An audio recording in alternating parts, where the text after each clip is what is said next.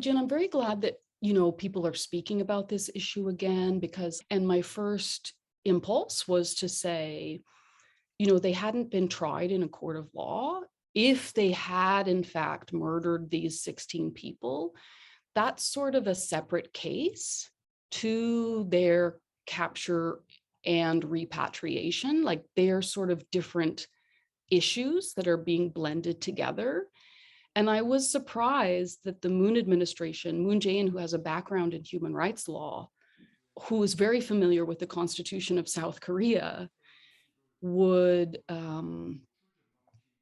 basically go against any kind of even basic understanding of human rights law and any kind of basic understanding of the South Korean Constitution. I mean, I feel, in fact, let's set aside the question of what these individuals did to their 16 other shipmates. The fact that these two gentlemen were pushed, coerced, forced back into North Korea, I see it as, constitutionally equivalent of Moon Jae-in taking any two men in South Korea and pushing them over to the north. Because in fact, you probably know, and many people I think do know, that the Constitution of South Korea claims the entire peninsula as the Republic of Korea. So these men, in fact, of course, we know, I'm not sure about the details of the law, but have the right to stay in South Korea. And regardless of if somebody has committed a crime, regardless of how heinous that crime is, they are still entitled to due process of the law, right? South Korea has rule of law. But in this instance, Moon Jae-in demonstrated that that law exists for some and not others, that some individuals, like these two fishermen, are outside of the law. And he can just push them back into North Korea, which is the equivalent of pushing them back into a space of no respect for human rights. In fact, I would argue lawlessness, and whether it's a crime against humanity, there's a specific definition for that. So I don't know if it meets that criteria, but it certainly is a violation of their basic human rights. And he probably sentenced them to death.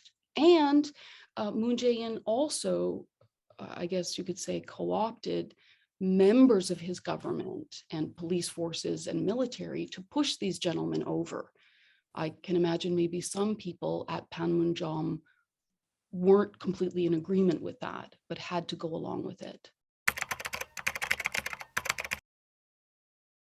As I said before, as far as I understand, I'm not an international human rights lawyer, but I don't think you need to be a human rights lawyer to understand some of the basics. Let's imagine this same scenario with a different country. If these gentlemen had arrived in Canada, regardless of what they had claimed to have done, it would have had to be investigated. The whole process would have gone through a court of law in terms of their asylum application and in terms of any crimes that they were claiming to have committed on their way to Canada.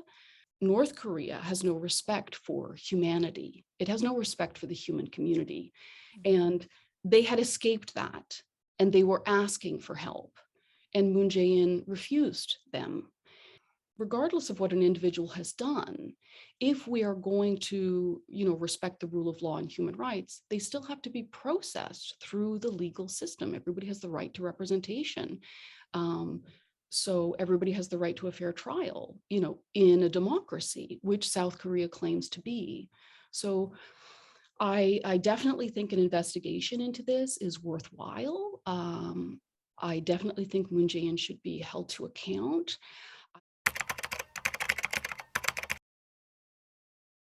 My concern was that it was being used to kind of name and shame Moon Jae-in and what his administration had done, as opposed to a genuine care for the men who had been sent north.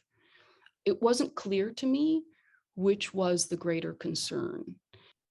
If I was in South Korean government administration, I would be seeking to have information about what happened to those two gentlemen or indeed their families. North Korea might then respond with some sort of propaganda, as they have in the past, with kind of forced interviews or forced confession videos. But even those can provide us some sort of information. People talk about, like, we can't politicize the human rights issue, but it's already politicized. The reason why North Koreans have such bad human rights is because they have a bad government. They have bad politics. Bad politics creates bad human rights.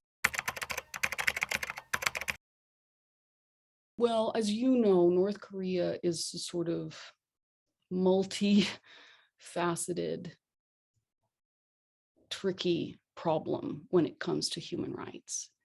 I see that the fundamental problem with North Korea is people's inability to access free media that is unbiased and unregulated, that there is no freedom of expression.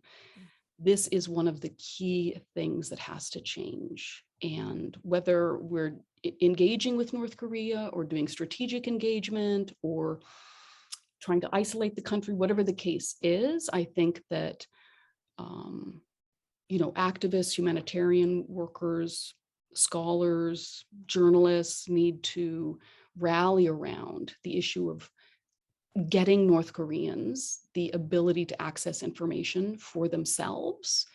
And then North Koreans can decide. Once we provide them information, then they can begin to judge and make an assessment of the world that they live in, the world of North Korea, and they can decide what sorts of changes they would like to see. To me, this seems to be the major linchpin that is sustaining the greater problem. Of course, there are other issues such as lack of access to electricity, lack of access to healthcare, lack of access to devices which could provide them information, and of course, the overall system of censorship which controls it.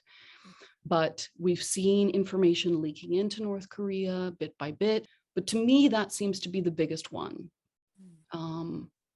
And I would make the assumption that once North Korean people got access to free, unbiased, unregulated media, as all of us have, if North Koreans can get access to that, then I do think that they would choose a different form of government. I think if they realized that there was another way to live, I think they would ask for it.